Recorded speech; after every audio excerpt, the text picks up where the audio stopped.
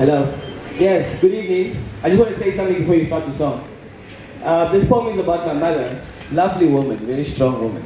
So I get my arrogance. But this is a poem about troubled times between me and my mother because, you know, as children we feel like we need to be obliged to love our mothers, even if they're really shitty human beings sometimes. So I thought I'd write a shitty poem about my shitty mother, and I hope you really enjoy it. I still love her though.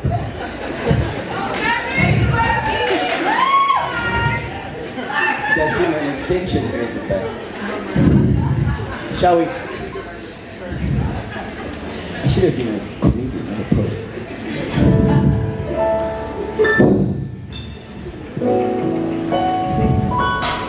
You see, not every poem starts with a warm kiss or a gut-wrenching heart.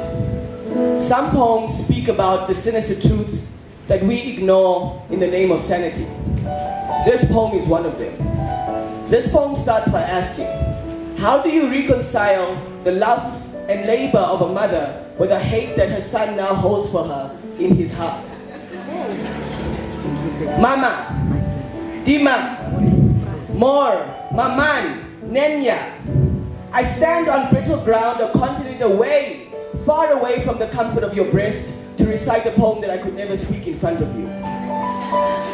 Every line is a betrayal of your strong but forgiving hand, an abomination to your commitment, an attack on your legacy. Mama, this poem is directed towards destabilizing the nation that we built with your undeniable love for a son, a boy that could never be called a man.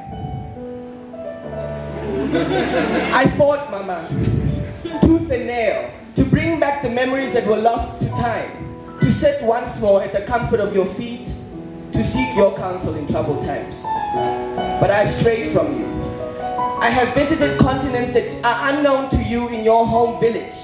I have sought counsel with spirits that you warned me against. Mama, this life has offered me things that you could never give me. I now sit with broken bones, bruised back, and bleeding knees, as if I was proposing to a horizon of what now seems like an unknown future, to speak to a God that I know nothing about. I plead with this God, Mama, to teach me how to love you again. And though I stand mountain tall in dictator-like bravado on the tongues of many great women and over the heads of many great men, when you look at me with blood in your eyes, you take away all my ammunition, Mama. I am a prisoner.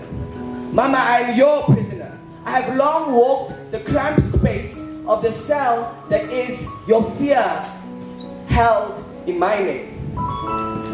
I wish you were free sometimes, Mama. I scream at the top of my lungs, give me back the fondness of the woman that carried me to magical destinations, on feet that were swollen without resolve for a time longer than 9 months. Your belly offered me kangaroo-like safety. I remember swimming in the oceans of your amniotic fluid. Those were the waters that sustained me, Mama. When I was on your back, I felt like I was riding atop the back of an elephant, far away from any possible danger. But now, Mama, guess what? I hate you. I hate you in ways that I can only stand the memory of your smell, but not the sight of your slender figure. I want to erase the debts that I owe you, Mama. The scars of love that you have given me that paint my every romantic experience blue.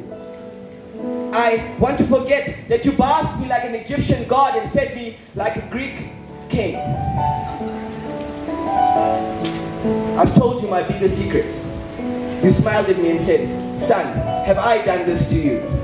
Was it the iron rod that I used compassionately on the innards of your thighs to mark in the 5th commandment? You scream in eagle accent, Mama, as if chanting at an ancient sacrificial ritual. Honor your mother and your father, that your days belong in the land of the Lord your God, even though you knew you were killing me softly.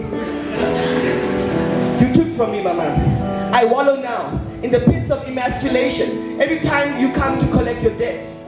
When you express in your exercised tone of voice my incompetence, I howl at you, declaring without much clarity, what it is like to live in a world where I love and hate you simultaneously, not being able to make a choice that will not rip my world apart. Ninya, African woman, we had to oppress you because you spoke truth that no man could stomach. You walked roads that no man could drive.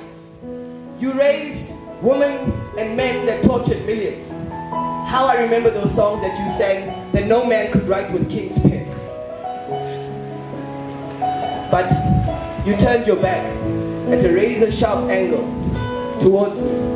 You severed me from myself, Mama. You looked at me and you laughed at my dreams. My tears only watered the gardens of your anger. My beggings and pleadings insinuated guilt, so you continued to torture me, Mama. I tried, but I'm tired of celebrating you. I want to wrap you up tightly in your African head wrap, but only to suffocate my guilt. The guilt that is Siamese to the emptiness that I feel when I look at you. What betrayal is known greater than the skips, beats, and rhymes that I use here to franchise the hate and the disdain that I have for you? Your beautiful existence, your unescorted existence, in my books will be history unrecorded. My hypocrisy, Mama, on the morning that I stand over your grave. But you know what? Have peace and resolution in the fact that your grave will only be 6 feet deep. Inside of me is an immeasurable hollowness that cannot be measured by space or time. In there I try to reach in to get out the fond memories I have of you. But it's impossible. But at the end of the day, what other woman, what other man, or what other person could say my name, Keith, the way you used to say it? I love you, Mama.